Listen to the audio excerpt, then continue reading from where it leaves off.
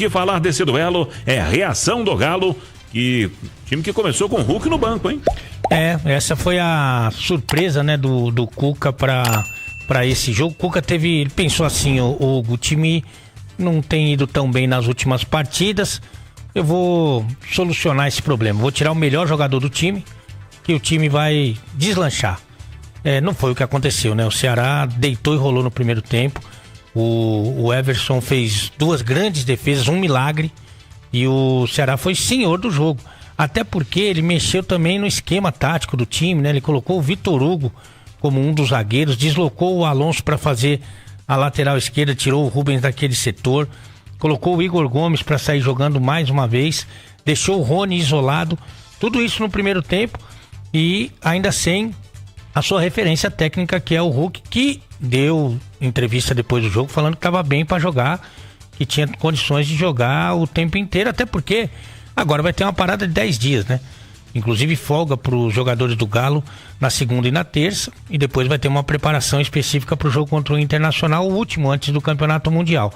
O que aconteceu é que o Galo quase pagou um preço muito caro por essas apostas aí do seu treinador, que eu considero um monstro como treinador. Sou fã do Cuca, tenho uma ótima relação com ele, mas não posso concordar com tudo. Eu falei antes de começar o jogo que não concordava, até porque hoje, se você tirar quem tá mal, quem tava jogando mal do Atlético, você vai deixar o Lianco, vai deixar o Everson. E mais gente, né? E pouca gente que tá jogando bem, né? E o Hulk é um dos caras que não estavam jogando tudo que pode. Mas entrou e meteu uma bola no travessão. Aí no segundo tempo ele percebeu a besteira que ele fez, tirou o Vitor Hugo, botou o Alonso na zaga, botou o Rubens na lateral, botou o Rony um pouco mais para trás, assim como o Scarpa ficou melhor posicionado, botou o Hulk.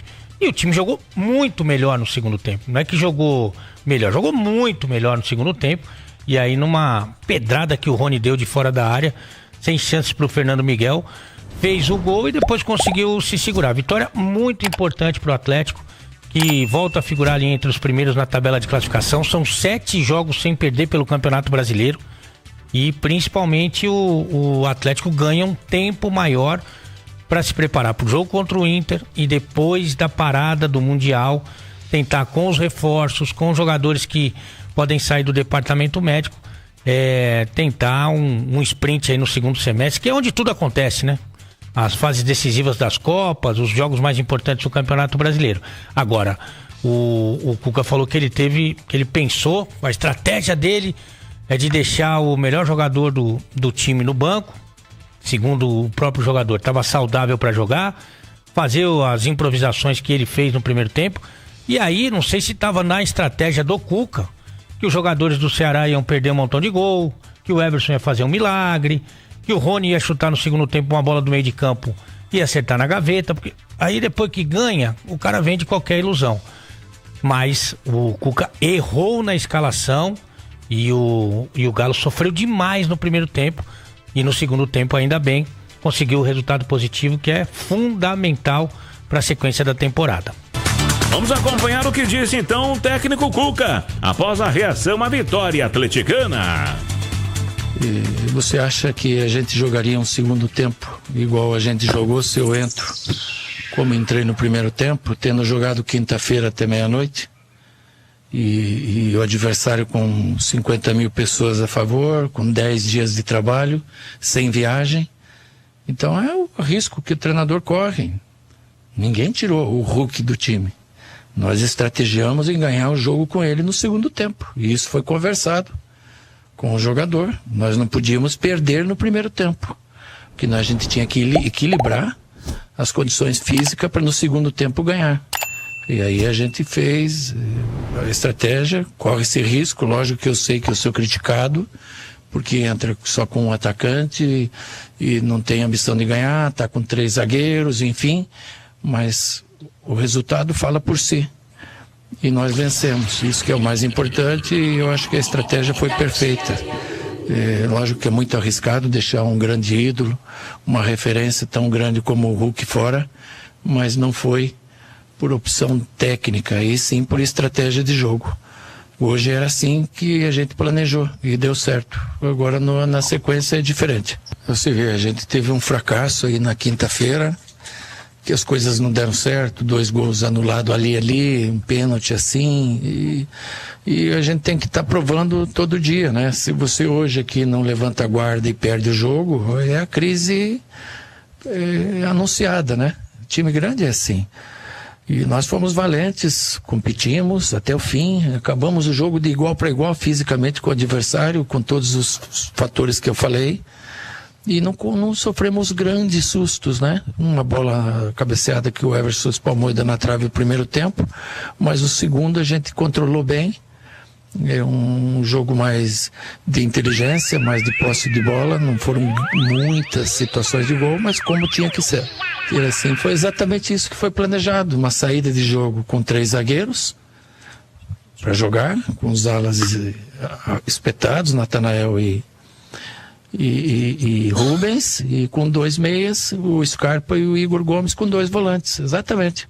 E para defender, passava a linha de 4, o Alonso passava a ser lateral esquerdo com a baixada do Natanael. Foi perfeito, foi isso mesmo que aconteceu, e a gente conseguiu fazer um jogo que não era para vencer no primeiro tempo, não tinha essa necessidade, né? Até porque se você sai na frente não é sinônimo de ganhar no primeiro tempo, e sim a gente equilibrar as situações, principalmente no aspecto físico, para no segundo tempo ter as oportunidades como a gente teve, e fomos muito felizes na execução. É a justificativa do técnico Cuca, como você bem destacou há pouco, né, Lê? E o torcedor apaixonado, né, que não tem aquele senso crítico, vai com ele, né? Falar, ganhou, então tá certo. A estratégia, segundo o Cuca, não era ganhar no primeiro tempo. Imagina se sai na cara do gol, chuta pra fora, né? No primeiro período não era pra ganhar, mas era pra perder, porque o Ceará dominou o jogo, né? Então, assim, eu respeito demais o Cuca, tenho uma ótima relação com ele, sou fã do trabalho do Cuca. Mas nessa, ele teve muito mais sorte do que juízo. Porque o Ceará poderia sim ter saído com um resultado positivo no primeiro tempo. E aí, todo mundo sabe que para você correr atrás no segundo tempo, um Castelão com mais de 50 mil pessoas, perdendo o jogo, é muito mais difícil. É claro que é muito mais difícil.